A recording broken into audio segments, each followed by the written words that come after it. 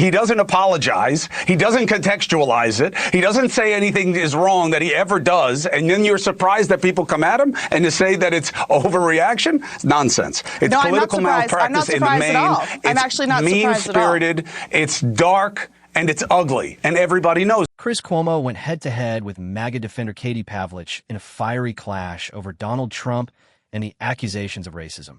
In this video, we're going to watch the most intense moments from their heated debate as Katie Pavlich repeatedly tries to defend Trump while Chris Cuomo pushes back with tough arguments. I'll also share my own thoughts and reactions throughout the discussion. So let's jump right in and break it all down together. Host of Katie Pavlich Tonight, Katie herself. Good to have you. Happy Friday. Hey, Chris. Thank you for having me. Good to see you. Happy Friday. What does this mean? Not so much the monkey business. What does this intense messaging that the elections were rigged mean about the disposition towards the midterms for the administration? Well, first, I think it's really important to point out that the outrage over the depiction at the end of a scroll video, which then automatically went to another video, was not vindictive in nature. Was it a mistake? Yes. Did it cause a problem for the White House all day today? Yes. Is the president upset about it? And there's new reporting out tonight that there are a number of White House staffers who are upset that this occurred because of the narrative all day was not on the fact that last night President Trump announced Trump RX, which means that medication prices are going to go down for Americans because Europeans now are going to pay their fair share when it comes to investment in drugs and the ROD that comes into the research of those drugs. We're not going to be subsidizing Europeans anymore for our medication. They're not talking about the Dow that hit an all-time high today. They had that the Benghazi press conference arrest from the Department of Justice about Benghazi, exactly, where they brought justice after 14 years for 4 Americans who were killed in that attack. And so, yes, it was not handled the best way. They should have immediately investigated it and realized that it was an automatic scroll into a video, which, as you did play, depicted a number of people and animals. Is it silly? Yes. But was it vindictive, and does it classify the president of the United States as a racist? No. And I think if you look at his policies, people in his cabinet, the people who have visited the White House, including Nicki Minaj recently, to call him a racist or to imply that he is one based on that video is very disingenuous and lacking context. Well, too bad. Because let me tell you something. If you don't want somebody to call you that, then you don't do things like this. He didn't show Biden and everybody else. They just showed the Obama part. So it doesn't matter what it clicks and scrolls to. But they didn't do it on purpose, This is an unforced Chris, error. Which is the issue. It is an unforced error, but that's very different than being vindictive about it and doing it on purpose. It is an unforced error. Well, what good? Give me a good reason. Purposely clipping it to show that. Well, first of all, it was absolutely purposely clipped to show the Obama part. It was just part of a much bigger video. That's not the beginning. Well, it's not the beginning of the video. It was an automatic scroll. It's not the first thing you would see. It was an automatic, right, because it's the end of the video, which automatically scrolled into the next video. That's what happened. Oh, no, I know. I understand how buffering and queuing works. What I'm saying is somebody made a choice. It was a vindictive portrayal of the Obamas. You call it what you want. And what happened... Let me tell you something. If I do something like that, if I did that, first of all, I'd probably get fired. But if I did that, guess what people would call me? A bigot. You know why? That's a bigoted thing to put out. That's why. And we both know it. I agree, Chris. I agree with you that if they purposely only clipped this portion on purpose, it would be bigoted. It would be disgusting. But they didn't purposely clip this portion on purpose. It was part of another video that got scrolled into automatically after they were portraying the other video, which is the one they were clipping for the feed. They didn't watch it all the way to the end.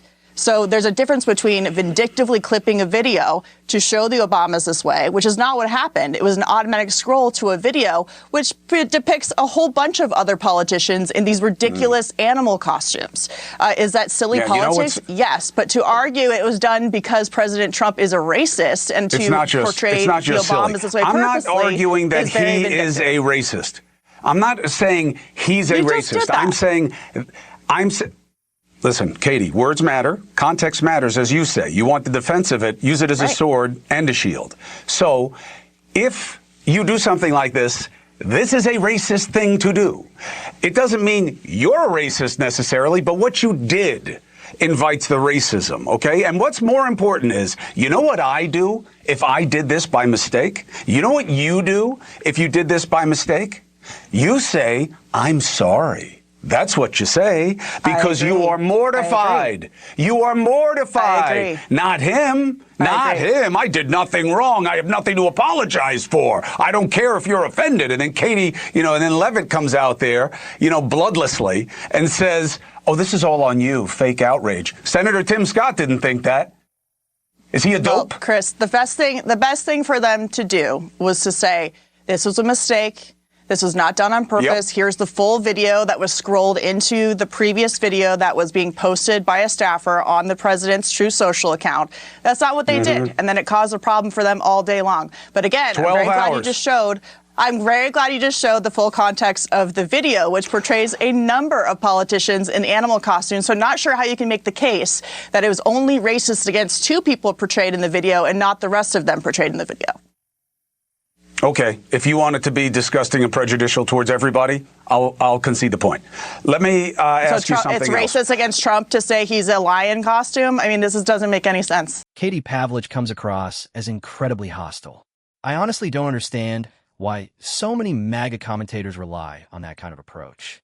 Donald Trump often talks about nasty women when referring to people like AOC or Caitlin Collins, yet many would argue those women simply challenge him and do their jobs. If anyone fits that description in this debate, it's Katie Pavlich, whose style feels more focused on pushing a political message than having an honest discussion. Throughout this exchange, it seems less like a real debate and more like straightforward political spin. The reality is that many MAGA supporters enjoy this kind of behavior because they see it as Trump owning the libs. That's a big part of his appeal to them. Instead of trying to explain it away with excuses like it was an autoplay accident or some misunderstanding, it would be more honest to acknowledge what's happening. We've seen similar controversies before, including the Harry Sisson video and several other social media posts connected to Trump or his team. This isn't something new, and supporters have repeatedly cheered it on. Rather than twisting the argument into complicated explanations, Katie Pavlich could simply admit that many MAGA voters don't mind upsetting Trump's critics because they see it as part of his political style. That would be a far more straightforward position than pretending these incidents are all just innocent mistakes. From my perspective, that's what many of Trump's supporters genuinely believe, even if his defenders rarely come out and say it directly. Your rationale, your analogy makes no sense. Again, this is a very simple fact. Your analogy makes no sense. It's the classic, I know you are, but what am I type of response. And that's essentially the tactic Katie Pavlich is using here instead of directly addressing the criticism. Pattern? Where's the fact look, Katie, pattern? I know you need that. Katie, I know you need that to give you some kind of high ground that this is being taken too far, but this is on you. He doesn't apologize. He doesn't contextualize it. He doesn't say anything is wrong that he ever does, and then you're surprised that people come at him and to say that it's overreaction? It's nonsense. It's political malpractice in the main. I'm actually not surprised at all. It's mean-spirited. It's dark. And it's ugly, and everybody knows it. Let's move on. I'm not surprised at all that this happened today. I said that. I said they should have done it better from the beginning. I'm not surprised there was outrage. Well, they left it up for 12 hours. It wasn't done vindictively. Look, Katie, all I'm saying is you can say that. I don't know that. If you know how it happened, okay. At the heart of this debate is something Katie Pavlich, in my view, never seems willing to acknowledge because her role is to defend Trump at every opportunity. From my perspective, Donald Trump has been a deeply unpopular president, and his approval numbers have faced significant criticism.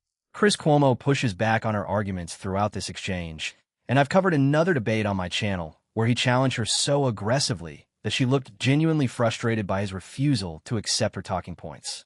Even so, in this debate, I found myself wishing Cuomo had been even more direct. Instead of letting the excuses slide, he could have plainly argued that Trump's repeated pattern of sharing controversial and racially charged posts wasn't accidental, but reflected a consistent approach to politics.